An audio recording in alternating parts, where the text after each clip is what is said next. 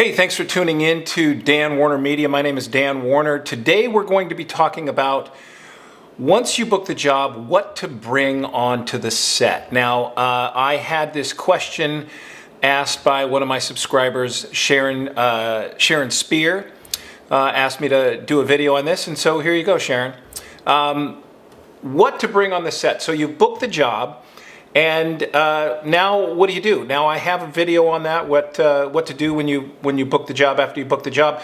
But I never talked about what to bring to the set, what to bring with you. So we're going to talk about it now. The first and foremost, you want to bring your call sheet. And I talked about this before. Your call sheet's really important. It tells you absolutely everybody who's going to be on the set and what their job is. It has their email. Some of them doesn't have the director's email, but it'll have an email and a contact number for absolutely everyone, from the lighting guys to the hair and makeup to the wardrobe, everybody. So they're all on the call sheet. And your call sheet is vital. And I talked about this before, but I'm going to touch on it again.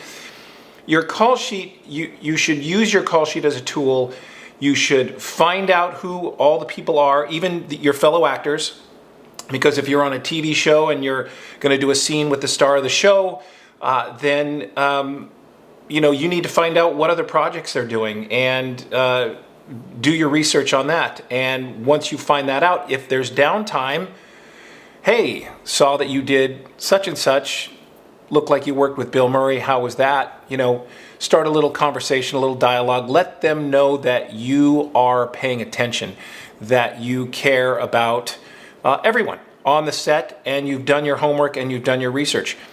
That makes you a more valuable actor, and people want to work with people who care. Same thing with the director. Find out what the director's done. Look at his reel. And if there's downtime, if it's appropriate, go talk to him. Or, if you're standing right next to him, go, oh, by the way, saw that you did this, this, and this. That was fantastic.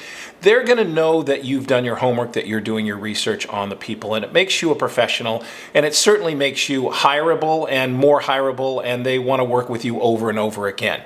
So the call sheet is really important. You also want to bring your sides. You're going to get sides, your script, you're part of the script. It's, I usually print it out. It's a big piece of paper. When you get there, they're going to have mini sides. Usually, not always, but usually there's going to be mini sides.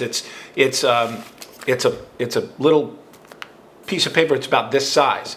And what your mini sides are is all your scenes and all your dialogue. And so you're going to be able to flip through it, and everything's just going to be a little bit smaller, which is great, because it'll fit in your pocket. First of all, you shouldn't need your sides, because you should be off book. You should be off book.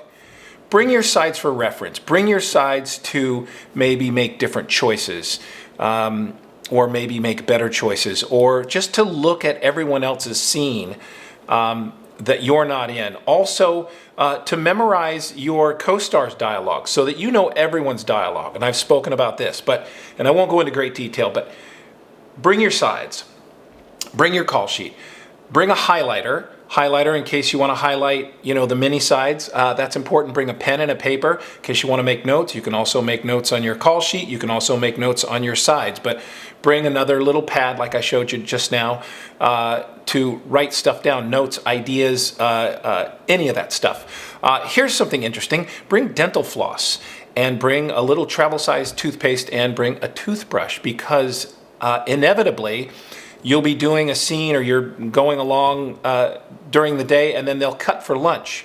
Then you go have lunch, and then it's your scene again, and maybe it's your close-up after lunch. That happens a lot. And so you're going to want to have, dental floss and a toothbrush, and clean your teeth, because you're going to be on camera, and it's really important. Let's see. Bring a light jacket. Very important if it's cold. If you're wearing maybe a short dress in your scene or something, if you have a jacket, you bring that to the set with you. The wardrobe people will hold on to it for you, so you don't have to carry it around, or a heavier jacket, but something you can put on over your wardrobe when there's downtime.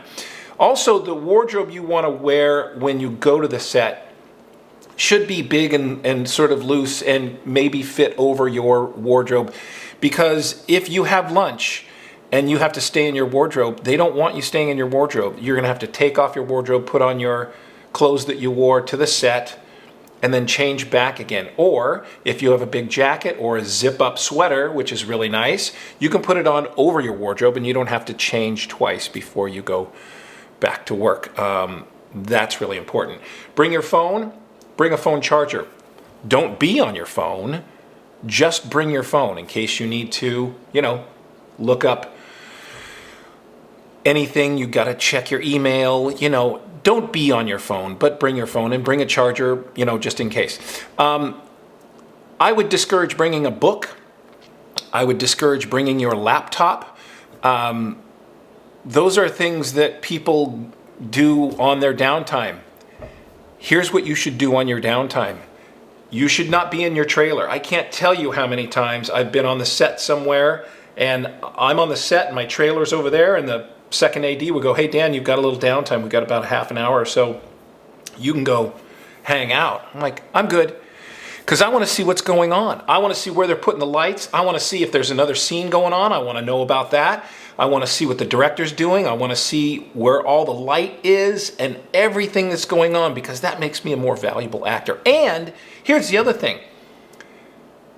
Everyone sees you. You're on the set. You're not buried in your trailer somewhere. You're on the set. The director sees you. The producers see you. Your other actors see you. They see you. Oh, there he is. And they're not looking for you. They're never looking for you. So I like to be on the set. Don't bring a book. Don't be on your phone. Don't be on your laptop. It shows that you're a true professional and that, again, that you care. And I can't stress enough, if they know you care, they're going to hire you over an actor that's maybe better than you because you care. The other actor, they can't find him, or they craft service. I don't know. I haven't seen him. Check the trailer. Then some poor PA or second AD has to run to your trailer. Nope, not in there. Maybe he's in the bathroom. Jesus, no. No, be easy to find and be around. Be underfoot, for God's sakes, if you have to. But don't be underfoot, but be around. And it just shows you're a true professional. So if you bring all these things to the set, they're going to know you're a true professional. It's going to make it easier for you, and you're going to get hired again and again and again. Sharon Spear asked me to do this video, and if you have any videos that you would like me to do or anything that you would like me to touch on, leave them down in the question and comment section. Like and share this video with all your friends, and listen, go out and do good things today. That's it. That's all I got. So we'll see you next time on another episode of Bonanza. I think I've said Bonanza before. I don't know. I always liked Little Joe. He was my favorite. Adam was good too. Hoss. I mean, they were all good. Oh, and then they had the cook, and his name was Hop Singh, which they couldn't get away with today because it's super racist.